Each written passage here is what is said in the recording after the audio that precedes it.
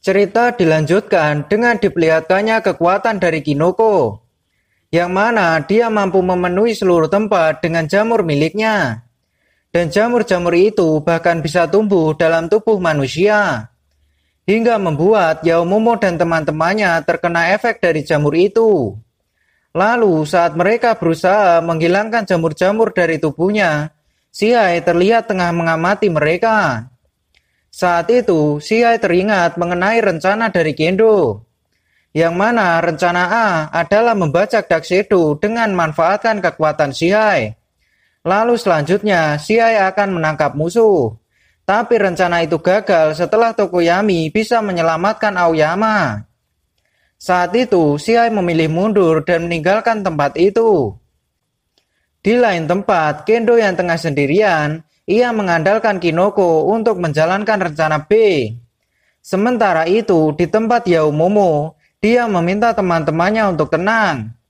Namun saat itu, muncul sebuah ledakan, yang ternyata ledakan itu berasal dari Fukidashi, yang mana kekuatan Fukidashi adalah mengeluarkan efek suara komik dan mewujudkannya.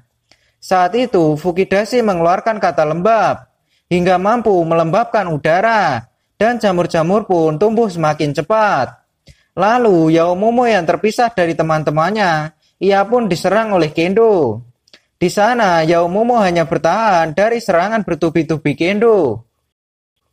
Sementara itu, Tetsu yang menyaksikan dari layar, ia memuji rencana dan situasi yang diciptakan oleh Gendo. Tapi Shoto mengatakan, jika mungkin keputusan yang diambil Gendo telah salah. Karena jika mereka mewaspadai Yaomomo, maka seharusnya Gendo dan timnya bekerja sama untuk mengalahkan Yaomomo terlebih dahulu. Kembali ke pertarungan Gendo dan Momo, yang mana saat itu Yaomomo berhasil membuat meriam. Sementara itu di tempat Tokoyami, dia tengah terbang bersama Aoyama. Namun saat itu Aoyama kembali tertangkap oleh Shihai.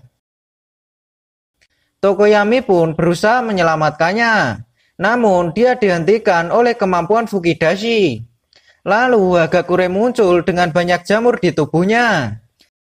Saat itu Tokoyami berpikir, jika timnya akan benar-benar berakhir jika tak segera memiliki rencana. Kembali ke tempat Yaomomo yang sedang menembakkan meriam ke arah atas. Dan ternyata yang ditembakkan Yaomomo adalah sebuah kantung yang berisikan kacamata dan juga semprotan desinfektan. Setelah itu, Hagakure yang terbebas dari jamur Kinoko, ia pun datang dan menghajar Fukidashi. Sementara itu, Tokoyami bergerak lurus ke arah Kinoko dan Shihai dengan bantuan kacamata dari Momo. Lalu dengan Dark Shadow yang menyelimuti Tokoyami, ia mulai menyerang hingga akhirnya berhasil menangkap Shihai dan juga Kinoko.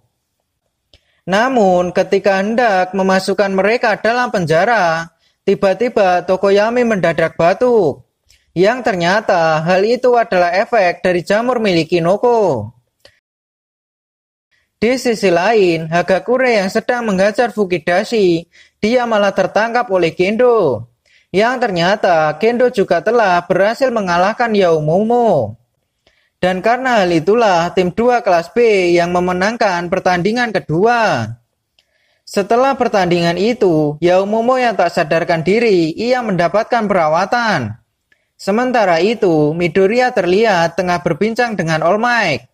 Saat itu, All Might meminta Midoriya untuk lebih berhati-hati saat berhadapan dengan Shinsho di pertandingan kelima. Karena sebelumnya kekuatan Shinsho lah yang membuat Midoriya melihat wujud sejati One for All. Kemudian All Might berpikir dan mulai penasaran tentang apa yang ingin disampaikan oleh para pendahulu One for All. Dan setelah beberapa saat, Flood King mengumumkan untuk persiapan pertandingan ketiga.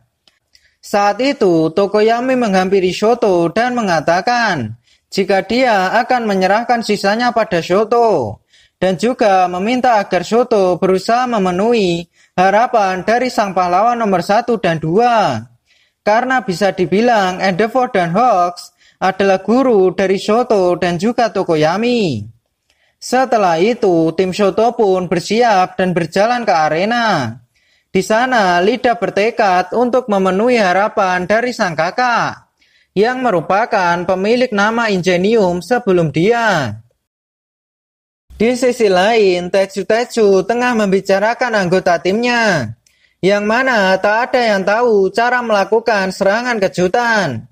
Saat itu, Tetsu memilih maju tanpa rencana, dan ia pun mulai menghancurkan arena untuk menarik perhatian musuh, agar dia bisa bertarung secara langsung.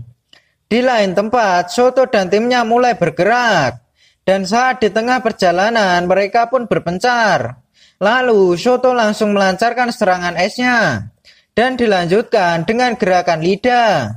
Namun karena kekuatan Juso, es milik Shoto pun menjadi lunak dan berhasil menjebak Lida. Di sisi lain, Kaibara terlihat tengah bertarung melawan Ojiro, sementara Shoji tengah terperangkap oleh tanduk milik Tsunotori. Di lain tempat, Lida yang terperangkap oleh kekuatan Juso, ia pun teringat ketika kakaknya mengajarinya teknik dari sang kakek, yaitu dengan mencabut knalpot dan berlatih tanpanya. Dan pada akhirnya knalpot baru dengan daya tahan lebih kuat akan tumbuh. Setelah mengingat hal itu, Lida berhasil lolos dari perangkap Juso, dan ia pun langsung melesat dengan kecepatan tinggi. Hingga karena saking cepatnya, Lida pun juga tak bisa mengendalikannya.